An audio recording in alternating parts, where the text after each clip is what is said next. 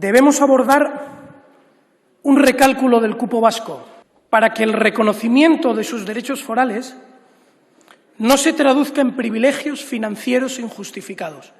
Es urgente que lo hagamos. Y esto que ahora, en 2021, digo yo, lo decía la ministra de Hacienda, señora Montero, en el año 2017, y son palabras literales.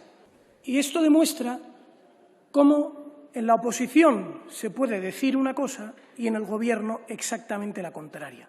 Aquí quien se lleva la mejor parte es el PNV, que es quien parte o reparte. Porque esa diferencia entre ese dopaje que supone el concierto, el cupo, y la presión fiscal real, ¿dónde se queda? ¿Dónde se queda? Pues se queda en mordidas sucesivas del PNV, las leyes viejas, porque así es que el PNV es, si no el más, uno de los partidos más corruptos de España. La competencia es intensa. El caso Epsilon, 50 millones de euros. Caso Bidegi, 30,700 millones de euros. Caso Hiriko, 18 millones de euros.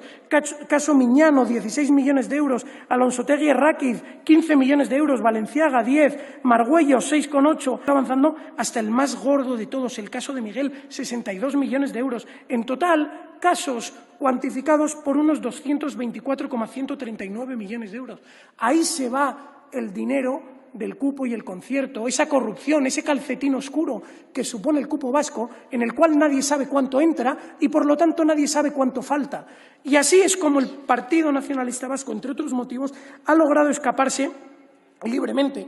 Y es que hay casos de corrupción muy concretos, pero la sombra de corrupción sobrevuela al PNV. Pensemos en esa cuestión del puerto de Bilbao, esos contratos millonarios, ese consorcio familiar que ha obtenido más, sí, veo que el señor Esteban se revuelve porque le toca de cerca, 200 contratos públicos, más de 68 millones de euros obtenidos por un grupo familiar en contratos públicos, surrealista. Y ahí viene, cuando alguien escarba y rasca, el señor Ortúzar a amenazar a nuestra compañera Macarena Olona cuando investigaba esta cuestión y decía, le amenazó directamente si seguía investigando el caso de los purines de Carranza, que, como ya he dicho, rondaban los 5 millones de euros. Y la duda que se nos plantea a todos es ¿por qué se tolera esto? El PNV, todos verán que se llama EAJ-PNV y nadie sabe qué es EAJ. EAJ quiere decir Partido Amigo, de GEL. GEL es un acrónimo que significa Dios y leyes viejas.